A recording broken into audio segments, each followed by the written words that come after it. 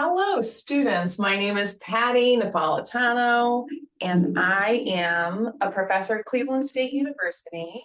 I am teaching community organizing is really what I call it. The name of the course is Social Work 626, Introduction to Advanced Generalist Practice with Communities.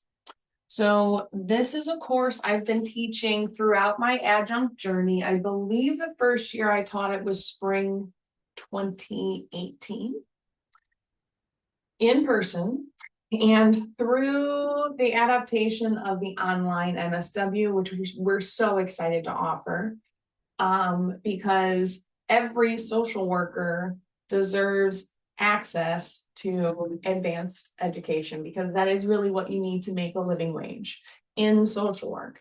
Most students in the Cleveland State University social work program, like me, have been in the field and have been in a field and a professional field, often a human services field or an administrative field, and had an interaction with a social worker or a helping professional and said, hey, I think I have the skills and I could actually do this for a career.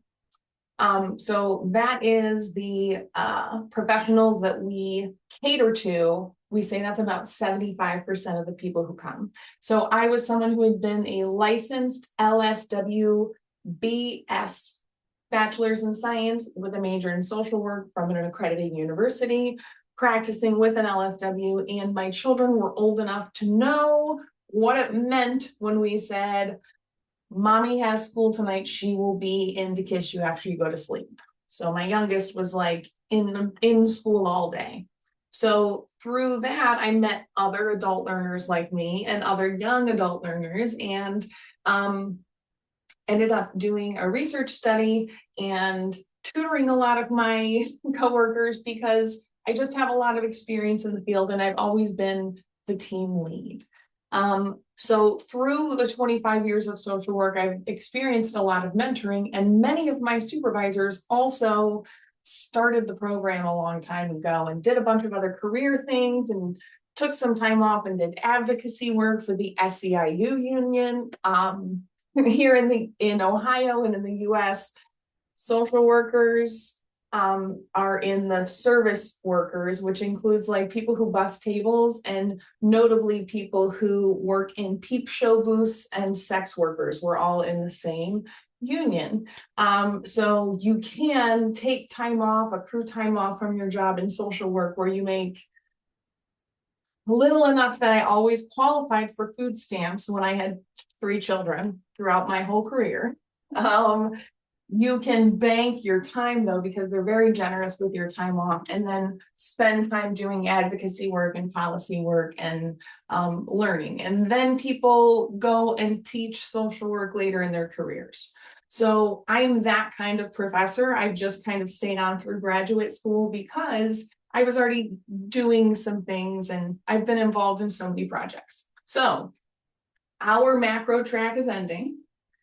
And this is the course that I have taught since it started. And I've adapted the exercises to answer problems that come up through the course. So I'm going to show you why we have Journal 1 right now, without getting into many of the Council of Social Work Education and policy changes that have gone in. All of that has really helped me understand how to be a good clinician, be a good caseworker, be a good intake worker, be a good advocate. And my patients and my clients and my consumers and my peers and my interdisciplinary networks have trained me how to navigate the changing landscape. So communicating with others has really been the heart of how I learned in my profession. And that's been whether it's at a nonprofit, that's a small nonprofit like Recovery Resources, where your job has probably changed in 24 months, regardless of your licensure. Things change very rapidly, even when we have a salaried income, even when we work for the Department of Job and Family Services. Our jobs changed very rapidly between 2019 and 2021. Even when we work in private practice, I ran into someone who did my roof who got a master's in social work at Cleveland State University and ended up opening a roofing business of his own within 10 years after graduation. There are a lot of advanced generalist skills that come from best practices in law school practices and MBA practices. We use a lot of the same evaluation techniques. That's why we have competency-based things. All of that really helps me understand and look at competencies and how we're going to use them, because the assignments I'm going to give you, which we'll go over in the syllabus review, how they're coded, the green ones are what you're going to be working on. The blue ones at the beginning, which start with Journal 1, is going to line directly up with your learning contract. So it's been delayed, but it's because I don't have any access to XAT or what it looks like from your view. I do have 3 interns myself, and I receive XAT from them, but I'm not using their learning contract. You all are going to use your learning contract. That's why I told you to hold off, because this semester you should be looking at it and evaluating what are the advanced generalist skills I'd like to learn in my internship this semester. That's what I want you to look at for Journal 1. And I want you to take Competency 1, which in XAT is like 6 things long. You can pick any of them and take 1 sentence and put them in Competencies 1 through 9, because it should line up. And I want you to use your assignments here to deepen your knowledge and understanding of your field work, because I supervise advanced generalist field interns because I realized I've been doing this whole time, and this is what has been done to me since I was a BSW. Since I changed my major, I was nearly done and student teaching at in a special education program, and I was working as a social worker with someone who's just a dynamite retired immobile crisis clinician who was my supervisor right before she retired, and she had written millions of dollars worth of grants for our agency and collaboratively with other agencies. And she was my field supervisor. She was like, oh yeah, you're just going to change your major. Here's what we're going to do. And then we'd be like staffing cases, and she's like, oh, let's go to this gap grant. And she'd go through all these things with me. So that helped me understand what was going on. And that's my role here, is to help you understand what's going on with your policies. So you're interning somewhere and you got a learning contract. I'm not, but my retirement dream was to write this book. So I've been tailoring these like my practice and my pro bono advanced generalist practice and my grant work to coincide with the assignment. So I'm going to fill out Journal 1 as if I was the student here, and you're going to fill out Journal 1 with your learning contract. Isn't that exciting? All right, it is for me. I'm going to share my whole screen.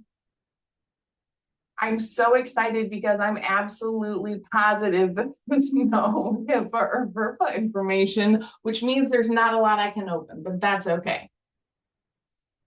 We're going to go into our student preview.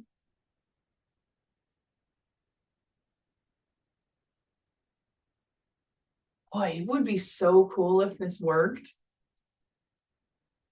All right, start here. We're in week 1.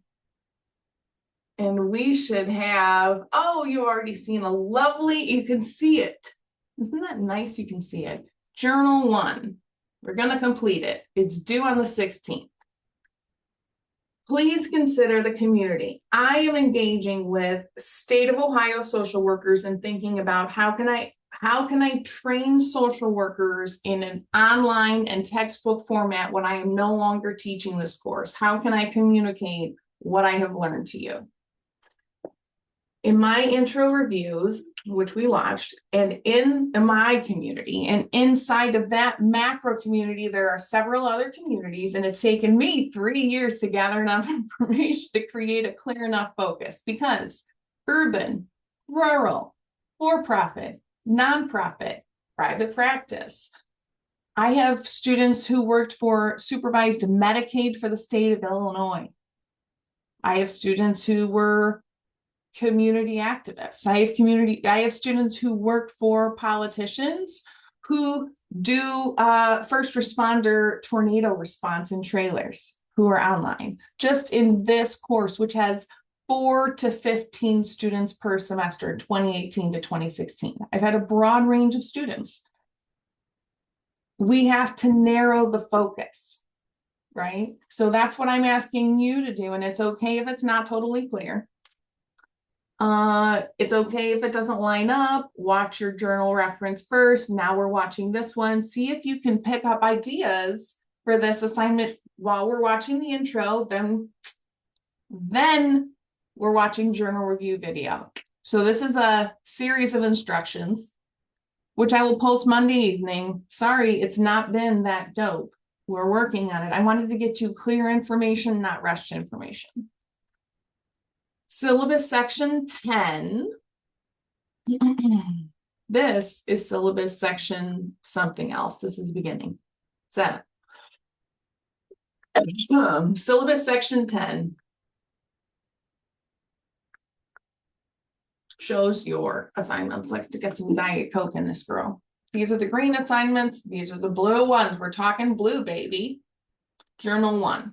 So assignment details. We're planning for your social work focus. These series of assignments are your individual paths to call people who you don't have business calling, who are outside your chain of command, to be like, hi, I looked on the state website and it looks like you serve on this subcommittee and it's going on this next time. Can I email you 3 questions I have? Thank you. This is what we're doing, is planning what subcommittees affect the area of social work you're going into. Because I actually was going to go to Columbus today, but I did not know what kind of Wi-Fi upload stuff I would have. So I go to Columbus. I'm going this month. I'm trying to go every month and visit. There's 4 senators who are representative of communities I work in. And I want to know what committees they're on, and I want to know what they need help with, because for my social work focus, for my career, am writing program descriptions that I want to post in January to Handshake for CSU and Akron and Youngstown and Ohio State for MSW Advanced Social Work interns who want a placement next fall. So I have to see which senators I'm going to pair them with, because I'm training people how to work with senators. And if you want to watch my interview with Mo Faraj from the podcast, he's running for city council in Cleveland, I think District 5. So Ohio City area. I'm going to be recruiting an advanced generalist person to work with probably the senator who's over that area, I hope, to work on developer contracts of beautify your neighborhood. What does your neighborhood want? How do we partner those? And over the course of the year, creating a template so that city council members can give them to developers and say, hey, if you're in this neighborhood, we've got this filled out, or we've got people who will work with you. So using my skills and talents, which are going to get unpaid anyway, unpaid interns, unpaid supervision, we can still continue to create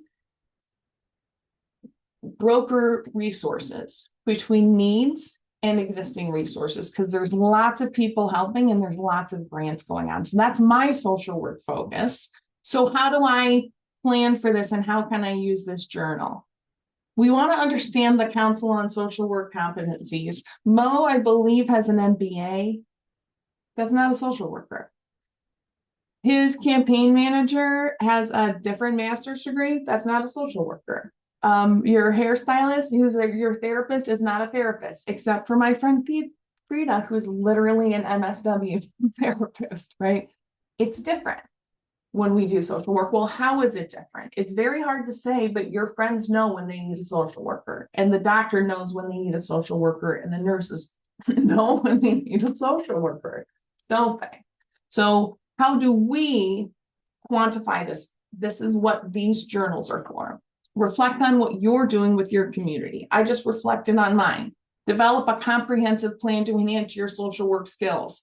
I have been onboarding, working. I always work advanced generalist goals in. How do I direct those over the course of a year? I have my own intern management, skill management. I consult with other people who manage interns. I consult with people who work in recruitment, onboarding, education, and diversity initiatives in those areas to say, how do I find people? That's why I go through Handshake. How do I plan this? I have a job description. What kind of job description? People at those universities have helped me learn internships, have provided free ongoing education. So when I have people who say, Patti, I want to do the things you do, I say, oh yeah, that's great. We'll do an internship and I'll show you and you practice doing the things. That's your comprehensive plan for your internship, which I know how to do because people told me that for my internship. So we are democratizing the information. You're going to fill this out and I'm going to give you my feedback. This is why I encourage you to meet with me before Valentine's Day, because it's your personalized plan. And individual feedback is going to really benefit you more than the way that you get 5 points on this, because you're going to get 5 points if you do these things. Okay. You're going to go through the 9 competencies, which I don't think that these are the ones. This is the one I have uploaded. Let's see if I have them changed in here.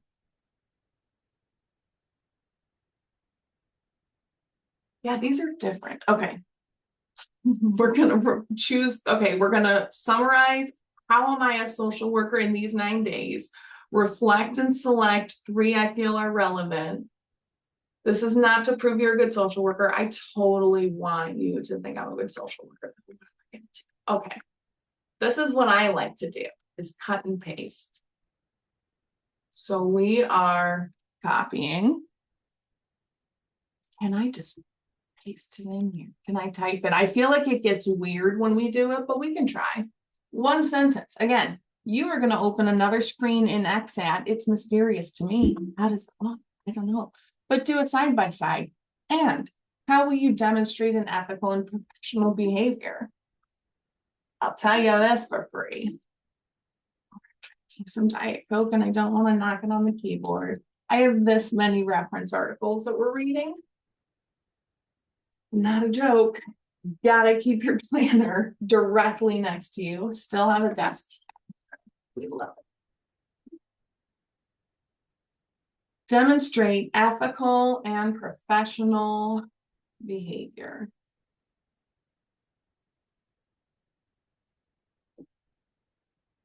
Review email communication for details for sending. Why is that on there? Because it's been on every assignment I've ever turned in since I was 8 years old. So I'm just going to receive that feedback lovingly. Engage in diversity and difference in practice.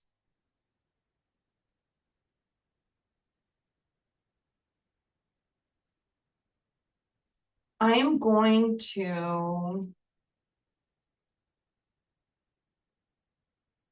mindfully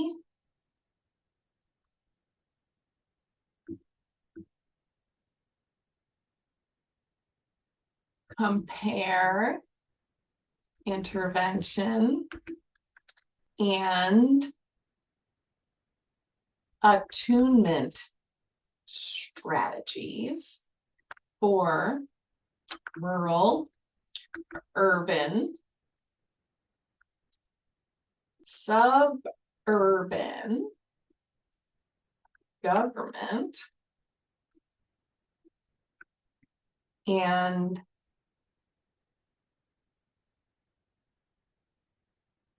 religious community settings. Why do I say mindfully compare? I'm going to give you, because I'm a professor, I get to talk to you for as long as I want. I'm going to give you an example of mindfully comparing intervention and achievement strategies. I'm going to preface this by saying I have gone through child parent psychotherapy, CPP, twice, which is a training. It's a trauma intervention training for children prenatal through age 5. It is dyadic, so it's attunement based. It is, there's a lot of Selma Freiberg infant psychotherapy. It's psychoanalytic. There's several textbooks required that you need to read. Dr. Patricia Van Horn and Dr. Alicia Lieberman created and standardized this, and I took a training out of the University of Baltimore, or University of Maryland in Baltimore, the first time, which was in-person trainings there, and then monthly calls. I was doing fidelity calls for multiple like evidence-based trauma therapies at the time. So I was doing those calls every single week. And so I feel like each of them was once a month and this one was every month. So at a large group of 50 in person, we'd go there, we'd do several days, we'd come back, we'd do therapy, and then check in every month with our fidelity partner and our supervisor, who was also going through the training, and our coworkers, and we're staffing our cases and making sure we're doing it that way and turning in forms and all, just like grad school. This is a post-grad certification. When people ask me what kinds of certifications should I do, I say, not this one, in which it follows a model like this, but I was like, when I would go through the model and they'd be like, what are the diversity issues you're having? And I'd be like, well, here's what I'm having. Direct example. I have this patient who, this is 2015. There are 3 caregivers: mom's romantic partner, dad, who's active, present, co-parenting, and also the language at the time was female to male transgendered person, which was not outwardly presenting, but later this family disclosed. And I said, okay, what is your name? And they said, oh, well, this is what we call me. And I'm like, great, that's moving on. And they were like, well, you don't want to know my birth name. I'm like, well, I don't really need it. I would like to, as part of this, assess every family member and make sure every family member has everything that they need. If you don't want me to, that's fine. If I do, I will need to bill your insurance. If I bill your insurance, I would put that on the form, but I don't need to know. Da, da, da. Oh yes, I actually like you a lot. I want to put it on the form, but my name is so ghetto. I said, all right, well, I think that people choose names because they love the name. You know, every parent I know, when they're pregnant and I talk with them, regardless of the circumstance, even when they're not going to keep their baby, when they're choosing not to keep their baby for one reason or another, they like naming their children is a really big part of it. So I don't know what your family name is, or your first name, your last name, or anything, that I try not to really pass any judgment. I'm sorry you feel that way. And, you know, we don't even need to get into this today. When this patient is like opening up and just keeps talking about like how ghetto it is. And I don't know how to enter in, and I don't feel like I need to, and we can put that off. And, you know, later this person feel like clearly is feeling like they want to tell me the name they were assigned at birth, and they write it down, and I really didn't even think there was anything so unusual really about this person's name. This is me in my small group of 5 on a call. I've already met with everybody in a large group. We've been on phone calls for more than a year, and that was my share. And I was asked to refrain from sharing because the way that I said ghetto just felt like I was wounding people on purpose, and it felt manipulative, and I don't really understand the cultural implication of the way that people name or colorism within African American families. And that was the only feedback I ever received in the training. And I I had a lot of feelings about it, and the rest of the call was very much about like cultural apologies and cultural sensitivity and how can we do better. And I did not present the rest of the 6 months. I did not receive any referrals, so I didn't receive the number of cases I needed. And I was fine with that because I wasn't trying to be a 0 to 5 provider. I felt like I understood enough to refer to someone who knew how to do that. I had multiple clinicians on my team. I was learning 4 fidelity models. Okay, it didn't work out. Some years later, I went through it again. And we would be saying, like, how do we address this thing? And they would say, that's so interesting. I just would think that was a supervision thing. That's the only feedback. In the in-person, the online. So that to me did not feel like engaging in diversity and difference either time. Both times it felt very mysterious what I was supposed to be saying. And I felt like there were things that were going on beneath the scenes that I needed to be let in on, and I needed to behave well enough for them to tell me about. That's not engaging in diversity and difference in practice. So if you feel like you have to keep secrets about what's going on or how you feel in your supervision or in your setting or in your responses, I want you to think about that.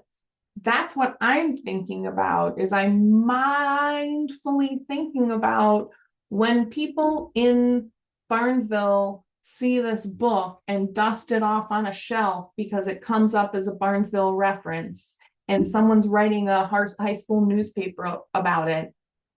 How will they feel about how I spoke about their community? And that's the litmus test I have to use with my own common sense, with my own ethical and professional behavior. So that's what I mean when I say I'm mindfully comparing intervention and attunement strategies. And that's why I put all those things in here, because I've taken that same training a second time because I was like, I didn't like that. I felt like I was really shamed and I didn't want to be in. And then I had another opportunity. I was like, it seemed so mysterious before, I'd rather not. And they said, we need you, we need you. And I didn't. And it was just very much the same. I didn't know how to enter in. So I'm glad I did that mindfully. And it's not a strategy that works for me. I didn't quit being a therapist because it didn't work, right? I didn't quit my job. They didn't fire me for not getting my training. That's understanding ethical and professional behavior. And it's something that you are very much being programmed to be fearful of. In any human resources setting, they are working for the organization. They are not working for you. I am educating you how to be a social worker, and you have to make your determination of what you reasonably think in a court of law. If they said, how are you engaging in that? And a village council 25 years from now sues me for what I wrote because it was insulting to Appalachian culture in the Ohio Valley. I'm not even from here. How would I respond in a court of law? And they said, as a social worker, you're supposed to engage in diversity and difference in practice. I would not read this, right? I wouldn't go back through my journals, but I would have the practice of thinking,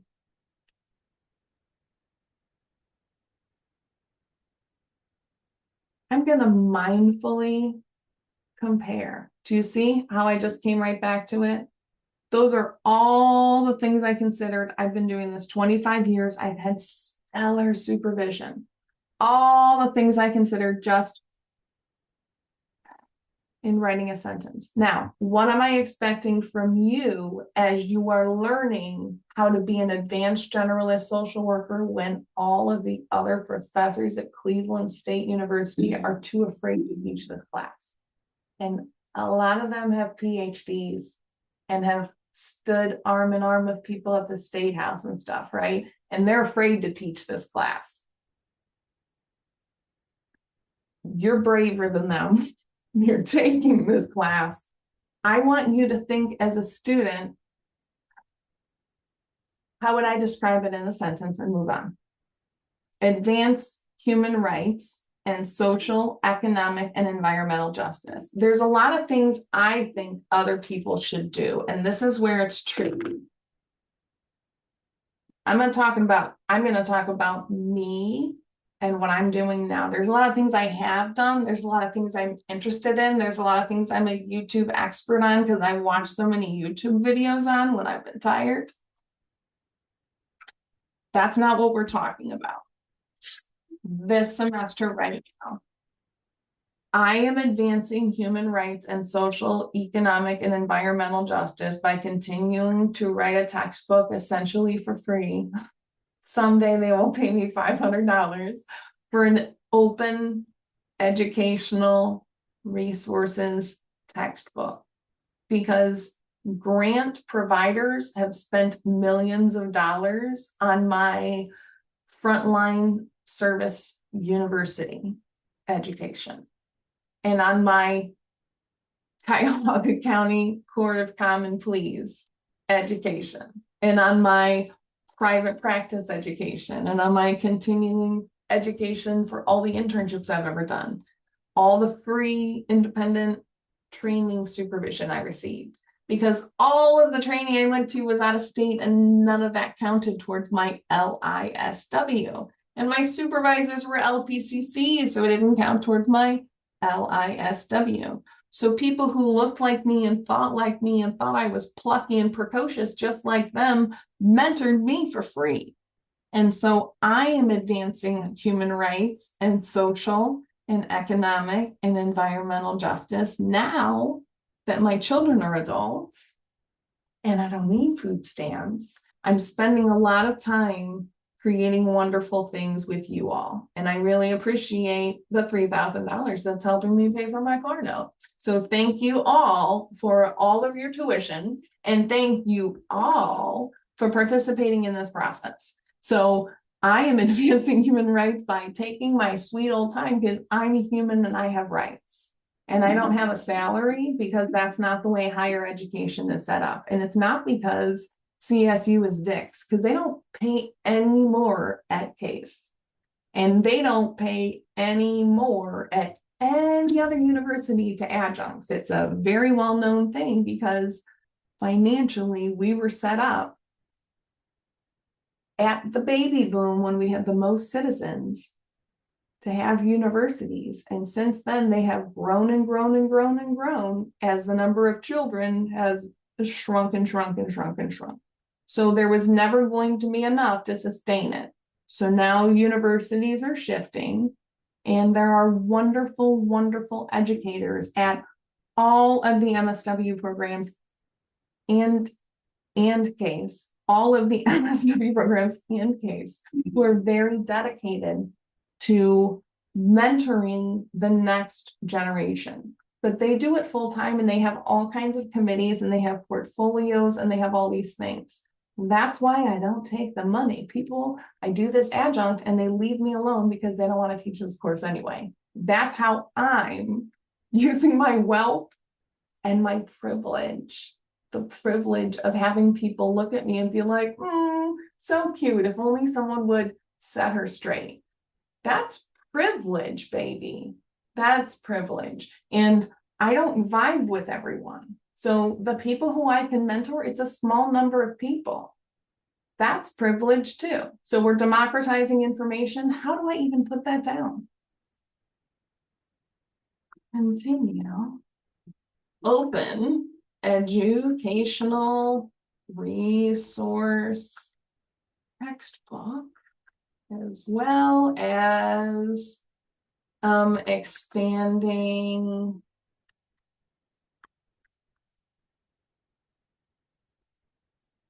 access to free MSW licensure and graduate training through YouTube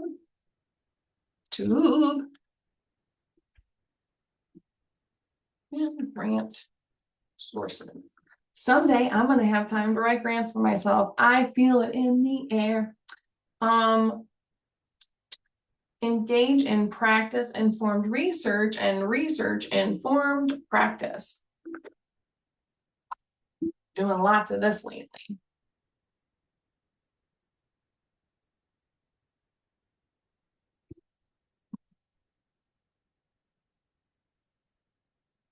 Formally adopt peer-reviewed and other scholarly resources into CSWE aligned textbook for community organizing courses. Engage in policy practice, develop targeted advanced generalist internship position descriptions and post on Handshake.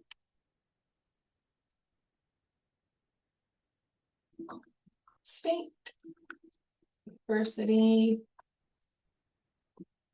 Akron, down in the AK Rowdy Akron University, Youngstown State University, Ohio State University.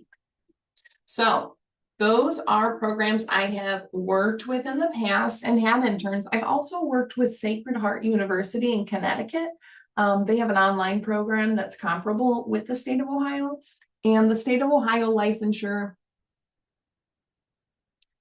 has transferability in 7 states currently. I'm not sure where all people might be living.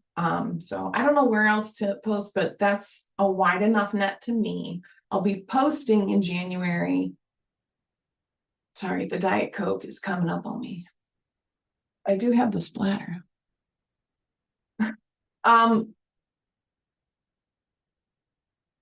So I will be posting in January, and I'd like to be having follow-up conversations with the schools and students in February, and then interviewing and having placement decisions in April, because I'll have in-person positions in Cleveland as well as in Belmont County. And then I will have online positions elsewhere. And we're going to be working, I'm hoping, with 4 different senators in the state of Ohio to develop policies on the projects that they're interested in concert with the interns who they have, who are often law school students other places. So I want to have a format and have those interns included in my Saturday 8 a.m. Group training and ongoing practice training that I sell for social work CEUs, trying to, like make some dollars and then include interdisciplinary. So that's what I've really tried to do. And if you work somewhere, this is how I built my career, is saying, hey, we need supervision anyway in training. We have people come in and do outside CEUs. Can I do a group? We're going to work on motivational interviewing skills. And then people from other departments and positions like mine who had an LPCC, who needed an LISW, would come in. We have group collaboration. We build better referral processes with ourselves internally, with other external partners. And it's really advanced generalist social work. So you're doing it pro bono, it's strengthening the organization. That's part of the team lead and training process. And it meets fidelity goals for most of the evidence-based practices at any nonprofit and any governmental organization. So that's how I've actually built most of my network and understood how to do things like go into private practice and get a PhD, which we've decided not to do several times now. But engaging in so those are the organizations I like to work with.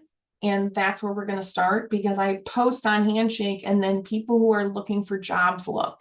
It's not people who stop into their internship office. It's not people who have been having problems and need an emergency placement, because those are people who I've known for a long time. I've scratched a lot of backs.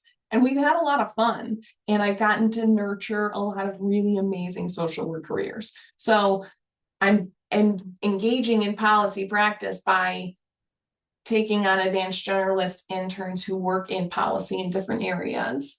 And then we're also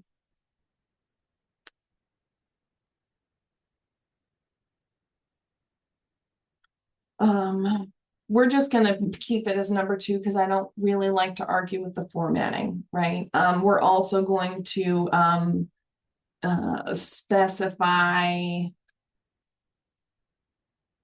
State of Ohio senators, council members, or other appropriate resources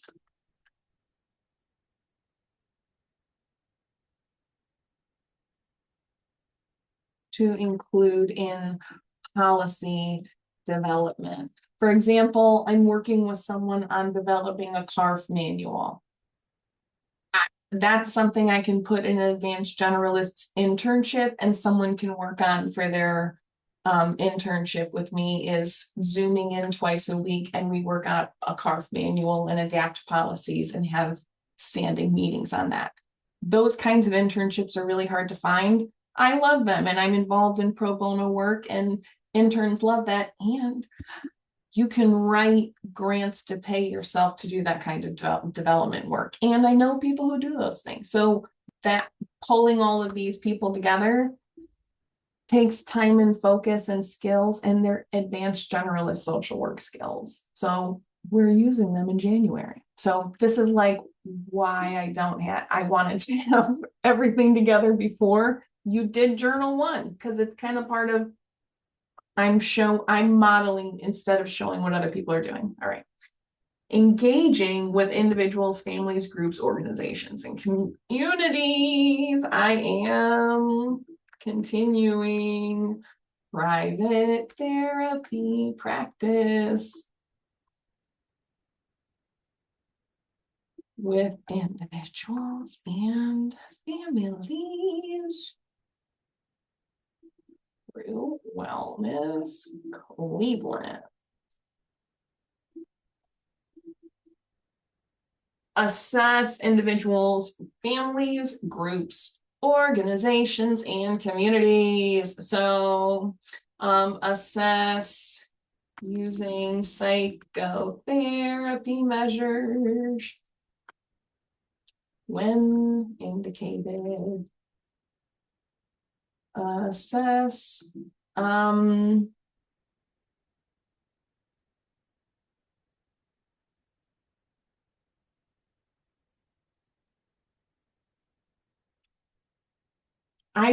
trying to think of what I'm doing with my depot committee. Assess,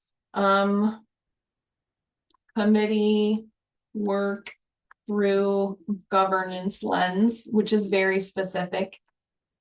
In advanced generalist practice, knowing what a committee is, what committees do, strategic planning process, and what a governance committee does has been really instrumental. I've done all kinds of work, all kinds of administrative work, all kinds of development work. I was 35 and I happened to be on a committee with a nun who used to be my principal in grade school. And she was like, why don't we have a governance committee? I don't know what that means. Well, we're forming one, and she educated me on governance, and who knows better than a sister of St. Joseph? Nobody, baby. I'm going to be assessing the committee work I'm doing through a governance lens, which I've been doing.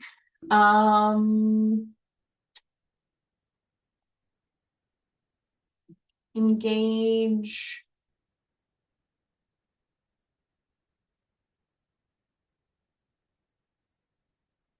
Engage was above.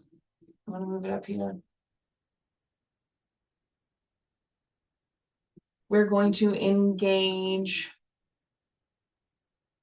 community action members in planning phase for depot subcommittee work.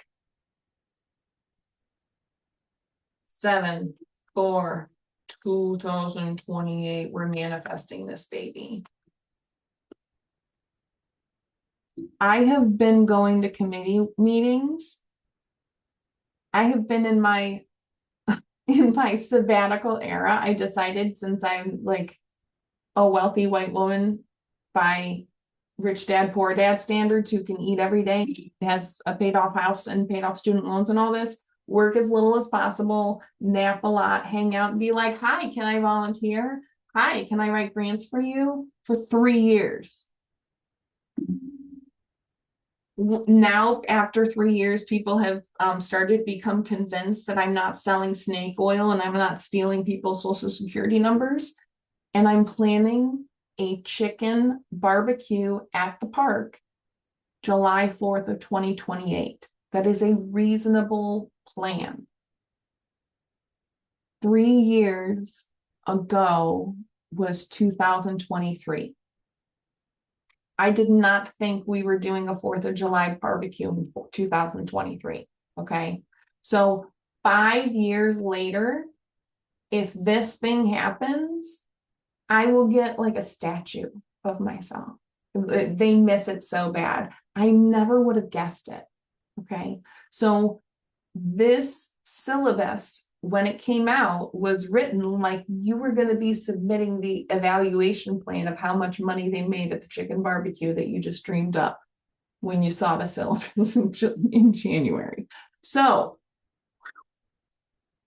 I just don't want you to have this level of expectation for yourself, and I want to right size how long things take, because Brene Brown, Dare to Lead, secret social worker, introduces herself as a researcher all the time, says, I'm a dreamer and a visionary and I'm time blind. And that's the Dare to Lead model, is understanding that they're not reasonable, right? Because I think we haven't had them so long, and we got people, right? There's people all over the place. We got barbecue, we got chickens. What are we doing? Let's get it together. To me, right? That's not realistic, because we're using engaging people means helping people feel like they've got the energy to cook chicken all day in the heat. Do you want to do that? I mean, it's a great idea. Have you like been so inspired that you're now going to do it? So having a good idea is not enough. And if you have a really great idea, you need other people to think it's a great idea too. And this is for a train depot. And we're in a chicken barbecue. And how did we get here? It's been a really long road and a lot of coffee and a lot of attending things and a lot of attending and them being like, oh, we don't need you. And me saying, okay, and walking around and picking up litter and congratulating kids on fish that they've caught and praising good behavior of teens and telling parents, oh, I saw your grant. Actually, I saw them down with a bunch of kids helping people out and praising strengths and praising strengths and praising strengths and praising strengths and helping this community understand how I see them, because it was my job to listen. It was my job to listen. And this is because it's my community I chose because I want to retire here. And my family lives here. And they said, you're going to need to hang out for 10 years before you make friends. And I said, oh, great. I can move down here part-time. Making friends is something that people can't help but be my friend.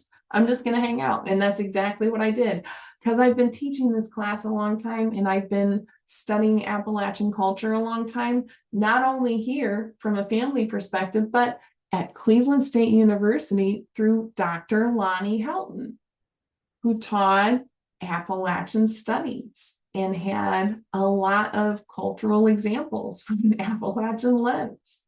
And I'm working with some private equity people who want to secure matches for their grants to increase STEM funding in Ohio Valley over the next 20 years.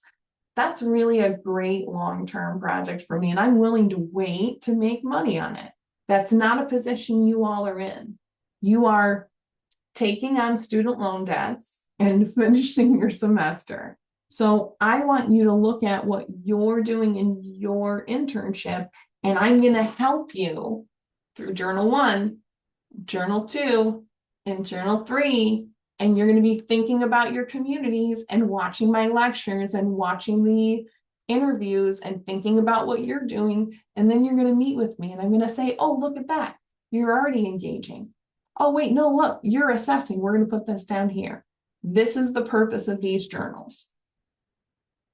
Like I said, you have to stay as long as I want. I'm your professor. Okay. We're just going to leave assessing there. We're going to intervene. Plan 3 meeting dates for 2027 with event committee and projected. Sorry, it's not a committee, it's a subcommittee of the depot committee. Plan 3 meeting dates for 2027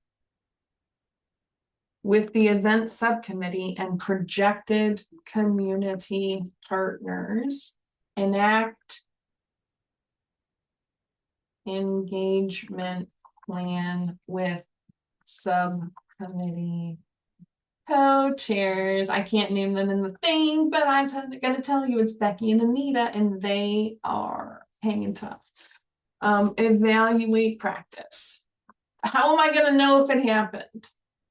How am I going to know how it's going? Well, I can tell you informally that after, I mean, like there's been so many really fun village council meetings, but one of them,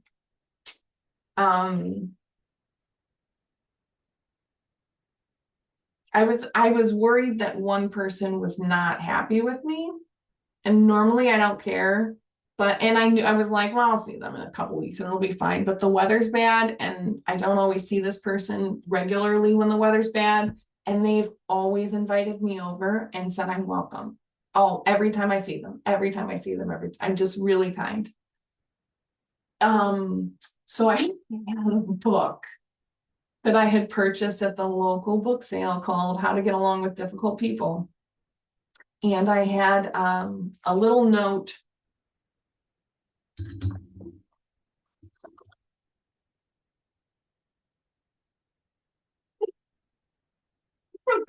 So remember this from the Barnesville Community Foundation. I just absolutely love notepads. And I wrote down, hello, I hope, this is what was upsetting me. I hope that you didn't think I was upset with you. I'm really sorry if I came across that way. I value your friendship. I value your opinion. Here's my new address. And I slipped this in the book. And lo and behold, he's home. It's in a bag. He opens it. He laughs and he says, I'm going to give this book to my wife. I don't know how to tell you in one sentence how to do that, right? But evaluating practice with individuals, families, groups, organizations, and communities should be ongoing. And I like having a therapy practice, an individual therapy practice, that every few sessions, when I start to think like, oh, this person needs like an adult therapy, like this person needs a real grown-up, what am I doing? I say, oh, I'm starting to feel this feeling. Like everyone gets imposter syndrome. My imposter syndrome is like, just come up under my wing and I just want to hold you close. And that to me means I'm not sure I'm doing a good enough job and I don't know what else to do other than just like comfort you. And usually when I feel like that, that's not what the people want. So tell me what it is that you need. That's almost word for word what I tell people in committee, in team meeting, in individual practice, because I have a persona, a professional persona from working in prisons and homeless shelters, and I've received a lot of marriage proposals during suicide assessments for the state hospital. Like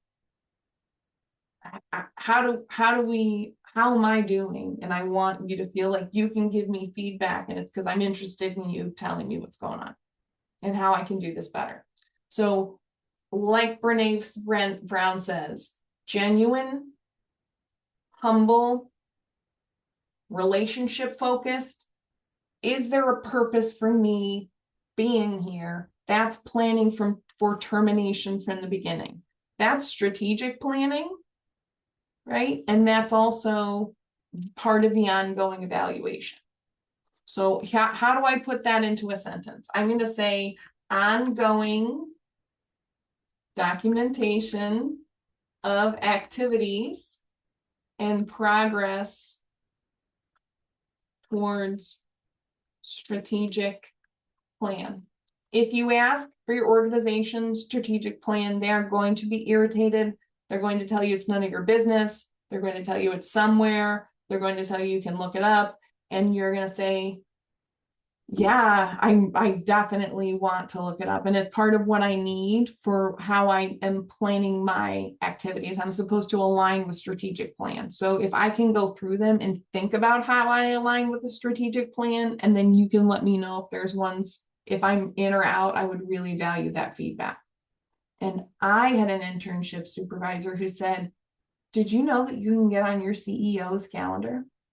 Did you know that if you work at the Centers for Families and Children, you can get on Martin Williams' calendar, on Dr. Russell Spee's calendar, on Eric Morse's calendar, and say, I'm working as an intern here, and I wanted to see how my internship activities align with a strategic plan for my department. And you can tell them that Professor Patti Napolitano wants it. You could even send them this video, because that is what a trauma-informed agency and departments do, is get you on the calendar so that you can plan these things. Now, you've written one sentence for each. You're going to pick 3 that are most relevant. And for each one, how long? I just talked like for so long, right? I want you to give me 150 to 200 words. I'm not using a word counter. I would like you to give me a few sentences for some of these and branch out. So I just took quite some time chatting and chatting. I'd like you to take less than 1 hour, and I'd like it to come from your XAT learning contract. And I'd like to meet with you before Valentine's Day. You have to meet with me or you won't get the points before, I think it is March 9th or 10th, before spring break. But you can meet with me more than once, especially if you feel like you're not quite clear on what's going on, because this should not be like your other classes, and it should feed, if you're taking 626 alongside this, it should feed some of your other assignments that you're doing. It should not add extra on top of it. How do I submit it? I'm not doing that part. So that should show up for me. If you've already submitted it, that's okay too. And we'll have more explanations of Journal 2 and Journal 3, and then assignments 1, 2, and 3 to come.